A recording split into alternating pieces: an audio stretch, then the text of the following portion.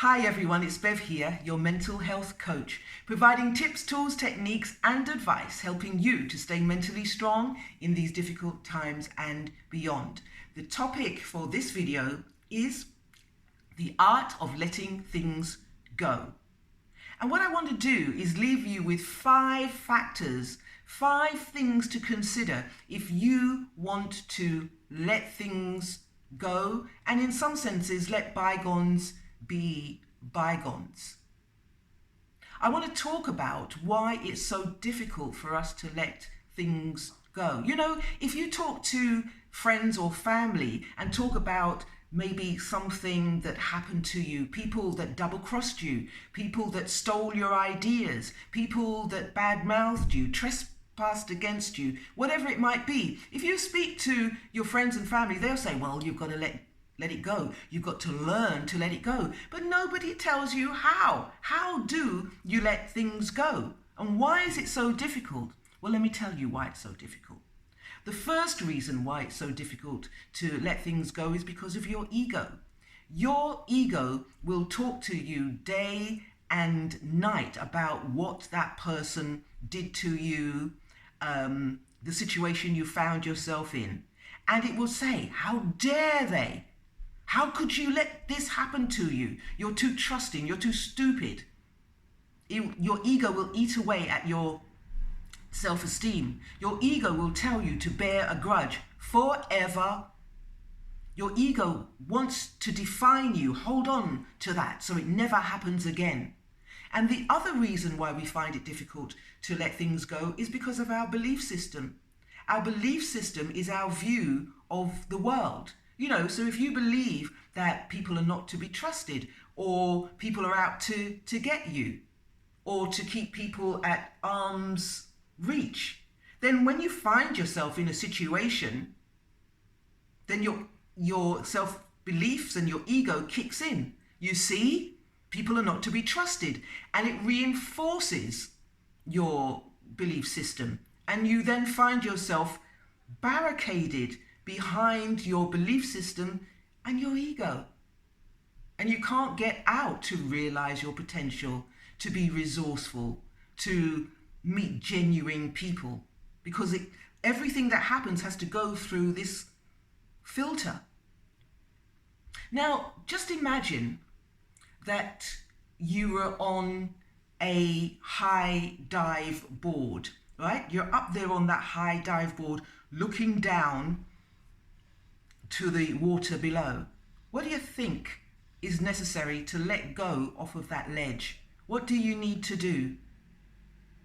Do you have to just throw caution to the wind? No.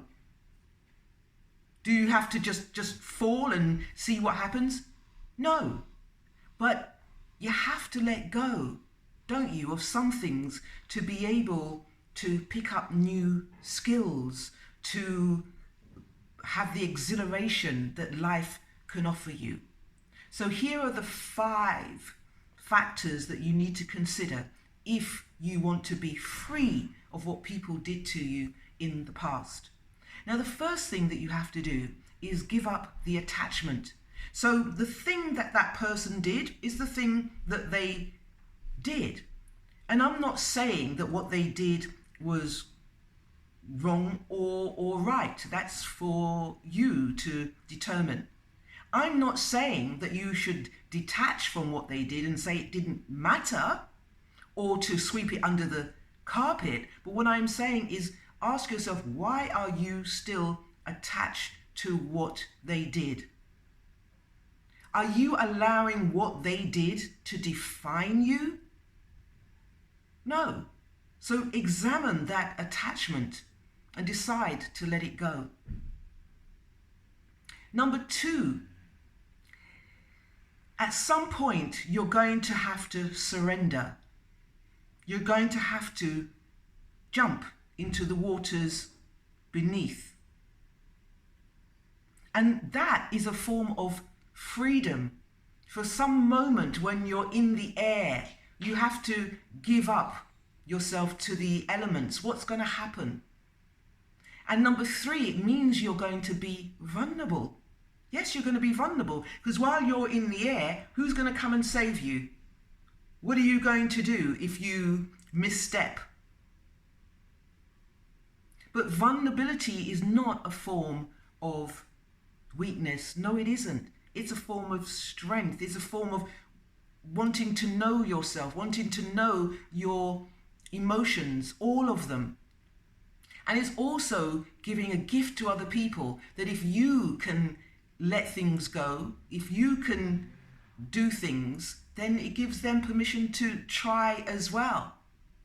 Number 4, you have to give up control. You've got to step out. You've got to step out. You've got to give up wanting to control the future or control that person. You can't control that person, the people that do the dirty on you.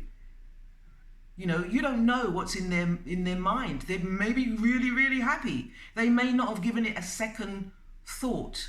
Why are you holding on? You have to give up control. And number 5, you have to trust. You're going to have to trust that you will be okay, and you will be okay.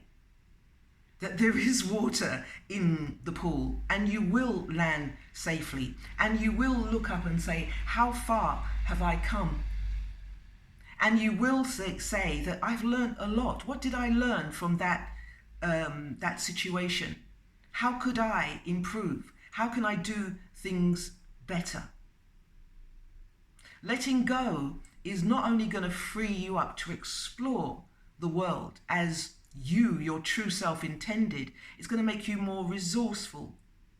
You're going to get to do stuff. You know, you're on the high level. Maybe there's another level to go.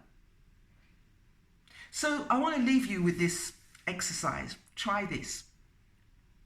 Do you know, in letting things go, you don't let go the big things. It makes you too vulnerable. It makes you too out of control. So start with the small things, right? So maybe you have a propensity to check your mobile every 5 minutes, to check what's on Facebook, to check what's on Insta.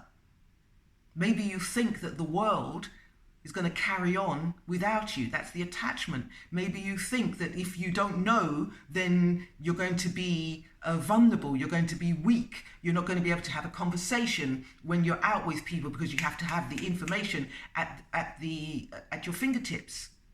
But just override that feeling and see if you can wait half an hour. Let it go, that desire to know, to be in control.